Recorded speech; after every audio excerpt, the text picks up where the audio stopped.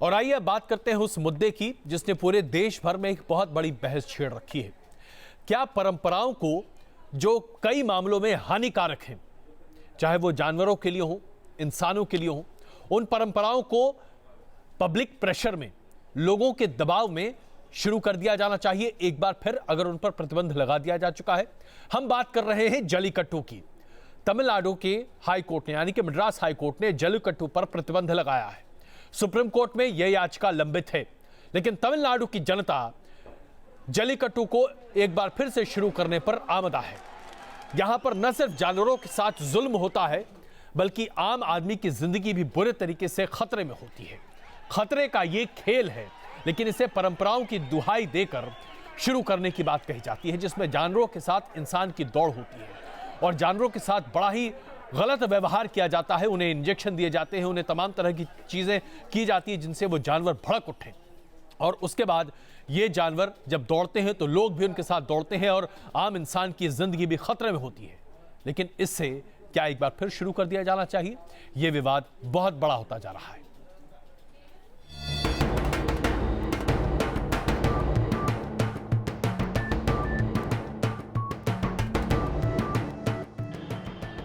जहां तक नजर जाए वहां तक लोगों की भीड़। ये हैं वो हजारों लोग जो जल्लीकट्टू को दोबारा शुरू करने की मांग के साथ सड़कों पर उतरे और तमिलनाडु की राजधानी चेन्नई की रफ्तार थम गई। चेन्नई के मरीना बीच से ये प्रदर्शन दिन के साथ बढ़ता ही चला गया। सैकड़ों की भीड़ हजारों में बदली और धीरे धीरे मरीना बीच समेत चेन्नई के दूसरे इलाकों में भी प्रदर्शन होने लगे। तमिलनाडु के दूसरे शहरों से भी जल्लीकट्टू को दोबारा शुरू करवाने के लिए आवाज उठ रही है। कोयम्बटूर में भी नौजवान सड़कों पर उतरे और इन नौजवानों की जुबान पर बस एक ही मांग थी कि जल्लीकट्टू से बैन हटाया जाए। जल्लीकट्टू को दोबारा शुरू करने की मांग सूबे की राजनीति का सबसे बड़ा मुद्दा बनती नजर आ रही है। पट्टाली मक्कल कोच्चि के नेता अंबुमनी रामोदोस जल्लीकट्टू की मांग को लेकर प्रधानमंत्री आवास के बाहर धरने पर बैठ गए, तो दूसरी तरफ तमिलनाडु के सीएम पनीर सेल्वम भी प्रधानमंत्री मोदी से मिले। तमिलनाडु सरकार लगातार केंद्र सरकार से ऑर्डिनेंस के जरिए जल्लीकट्टू को दोबारा शुरू कराने की अपील कर रही है। हालांकि केंद्र सरकार ने इस बाबत कोई फैसला नहीं लिया है। राज्य सरकार से, केंद्र सरकार से और सुप्रीम कोर्ट से किसी भी प्रकार का राहत न मिलने के कारण अब सवाल ये उठता है कि इन प्रोटेस्टर्स का अगला कदम क्या होगा। वीडियो जर्नलिस्ट पार्थसारथी के साथ श्री प्रपंच, न्यूज नेशन, चेन्नई। एक बड़ी ही अलग तरह की बहस है जो कि शुरू हो गई है जल्लीकट्टू के एक बार फिर से शुरू किए जाने की इस मांग के साथ। वीएचपी जैसे संगठन का ये दावा है और ये बार बार कहा जा रहा है, अभी उनकी तरफ से प्रेस विज्ञप्ति आई है, उसमें यह कहा जा रहा है कि जल्लीकट्टू, गणेश और दुर्गा विसर्जन, इस तरह की परंपराओं पर अगर प्रतिबंध लगाने की बात करते हैं लोग, तो इससे बेजा बात नहीं हो सकती। दूसरी तरफ कुछ लोग ये कह रहे हैं कि अगर आप जल्लीकट्टू जैसी परंपराओं को परंपरा के दुहाई के नाम पर एक बार फिर से शुरू करने की बात कर रहे हैं, तो क्यों ना सती प्रथा को एक बार फिर से शुरू कर दिया जाए, क्यों ना विधवाओं के सर मुड़ाने की प्रथा को एक बार फिर से शुरू कर दिया जाए। क्या वाकई में ऐसी परंपराएं जो लोगों के लिए हानिकारक हैं, उन्हें जारी रखना सही है? ये एक बड़ी बहस है और ये बहस दिनों दिन तीखी होती जा रही है।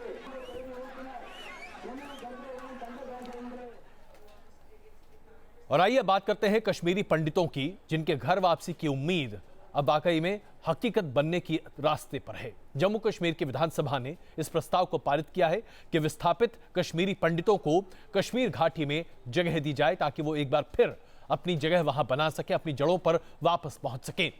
कश्मीर विधानसभा में विरोध की आवाजों के बावजूद इस बिल को पारित किया गया है। लेकिन अब सबसे बड़ा सवाल यही है, बिल तो पारित हो चुका, लेकिन यह सपना क्या वाकई में हकीकत बन पाएगा? क्या कश्मीर में रहने का सपना देख रहे तमाम कश्मीरी पंडितों को उनका हक मिलेगा?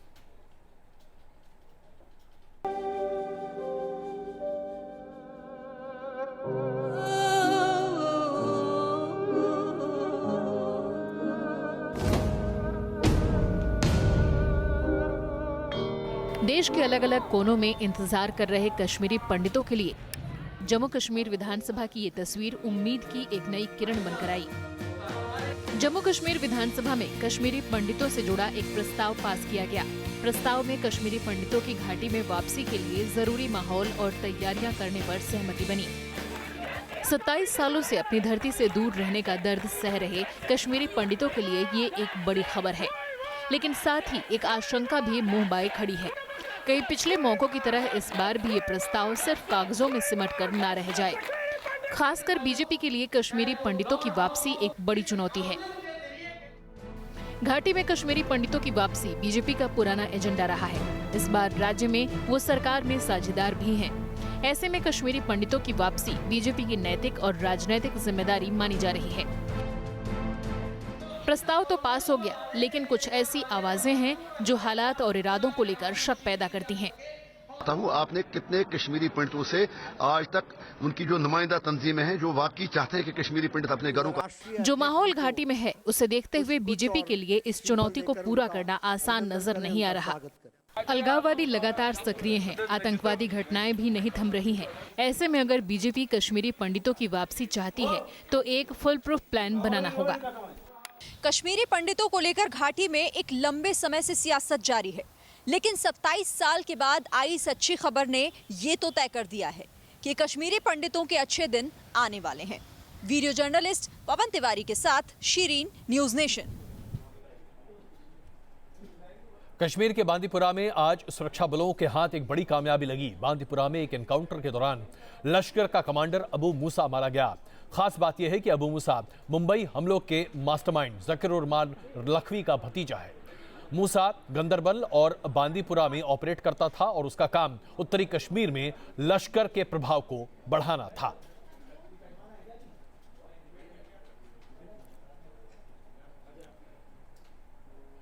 और आइए एक ऐसा सन्न कर देने वाला वाक्य आपको हम दिखाते हैं जो आपराधिक प्रवृत्तियों को उल्लेख करता है कि कैसे आज हमारे नौजवान, खास करके नाबालिग, ऐसी आपराधिक प्रवृत्ति के साथ आगे बढ़ रहे हैं जो कि बहुत चिंताजनक है।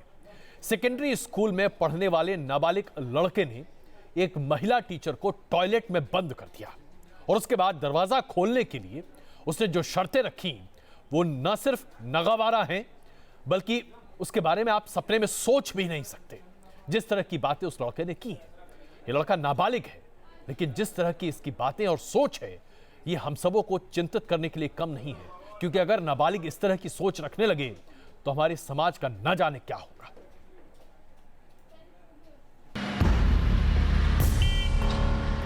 शिक्षा के मंदिर में शर्मसार करने की घटना ने सबको झकझोर कर रख दिया है। जिस गुरु से अच्छे इंसान बनने की तालीम मिल रही थी, उसी गुरु की अस्मिता से खेलने की कोशिश की गई। वाकया दिल्ली के एक स्कूल का है। मंगलवार को हर दिन की तरह स्कूल में बच्चे पढ़ रहे थे। सीनियर सेकेंडरी के पहले शिफ्ट की पढ़ाई खत्म हो गई और छुट्टी होने के बाद बच्चे स्कूल से अपने अपने घर के लिए निकल गए। तभी स्कूल में पढ़ाने वाली एक टीचर वॉशरूम में गई। कुछ देर बाद जब उन्होंने टॉयलेट से बाहर निकलने की कोशिश की तो दरवाजा बाहर से बंद मिला। टीचर ने दरवाजा खोलने के लिए आवाज लगाई। आरोप है कि तभी बाहर खड़े लड़के ने दरवाजा खोलने के एवज में संबंध बनाने की बात कही। टीचर ने मना किया और खुद रोशनदान पर चढ़ गई, जिससे घबराकर लड़का फरार हो गया। टीचर ने शोर मचाया तो सेकंड शिफ्ट के टीचर्स का ध्यान उनकी तरफ गया। इसके बाद महिला टीचर को वॉशरूम से बाहर निकाला गया।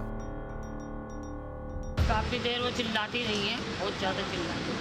तब जाके खोला तो वो भी हमारा सीपर आ गया था, उन्होंने आवाज दीवार पे चढ़ के आवाज मारी। लंबी है, अच्छी है वो, फिर आवाज मार के ना उन्हें, फिर जब वो जोनी भगा, उसने फिर खोला। मैडम मैं आ रहा हूँ। महिला टीचर ने आरोपी की शिकायत पुलिस से की, जिसके बाद आईपीसी की धारा 342 और 354A के तहत मामला दर्ज कर लिया गया। टीचर की शिकायत के आधार पर पुलिस ने शर्मनाक मामले में एफआईआर दर्ज कर जांच शुरू कर दी है, लेकिन आरोपी छात्र की अब तक शिनाख्त नहीं हो पाई है, क्योंकि जब तक पीड़ित टीचर छात्र को देख पाती तब तक वो मौके से फरार हो चुका था। वीडियो जर्नलिस्ट दीपक बिष्ट के साथ रुमानुल्लाह खान, न्यूज नेशन, दिल्ली। अपने विदाई के समय अमेरिकी राष्ट्रपति बराक ओबामा ने एक बड़ी महत्वपूर्ण बात कही। उन्होंने कहा कि अमेरिका का राष्ट्रपति कोई भी हो सकता है, यहां तक कि कोई हिंदू भी। सुपर पावर अमेरिका के सबसे ताकतवर शख्स रहे बराक ओबामा का दूसरा राष्ट्रपति कार्यकाल चंद घंटों में खत्म होने वाला है। Good afternoon, everybody. विदाई समारोह से पहले व्हाइट हाउस में अपनी आखिरी प्रेस कॉन्फ्रेंस में ओबामा दिल से बोले और उन्होंने कई ऐसे ख्याल जाहिर किए जो राष्ट्रपति होते हुए पद की मजबूरियों के चलते शायद वो कह नहीं पाए। ओबामा ने कहा कि उन्हें उम्मीद है कि आने वाले वक्त में अमेरिका में कोई हिंदू भी राष्ट्रपति बन पाएगा। If in fact we continue to keep opportunity open to everybody, then yeah, we're going to have a woman president, we're going to have a Latino president, and we'll have a Jewish president, a Hindu president. You know what? Who knows who we're going to have? Hello, everybody. America के इतिहास में Barack Obama का नाम पहले अश्वेत अमेरिकी राष्ट्रपति के तौर पर शामिल हो चुका है। ओबामा ने कहा कि आने वाले साल में अमेरिका के राष्ट्रपति इतने विविधता वाले होंगे कि कोई भी यह नहीं समझ पाएगा कि उन्हें किस पहचान से बुलाया जाए। जिस शख्स में काबिलियत होती है वो अपने नस्ल और जाति को छोड़कर आगे बढ़ सकता है। ओबामा ने अमेरिका के राष्ट्रपति के रूप में विदाई से पहले डोनाल्ड ट्रंप के आने वाले प्रशासन में देश को उम्मीद का संदेश देते हुए ये कहा कि सब ठीक होगा। कल नवनिर्वाचित डोनाल्ड ट्रंप अमेरिकी राष्ट्रपति पद की शपथ लेंगे। अपने प्रेस कॉन्फ्रेंस में ओबामा ने कहा कि वो लेखन को अपनी प्राथमिकता बनाना चाहेंगे, साथ ही अपनी बेटियों और पत्नी मिशेल ओबामा के साथ ज्यादा वक्त भी बिताना चाहेंगे। Team news nation.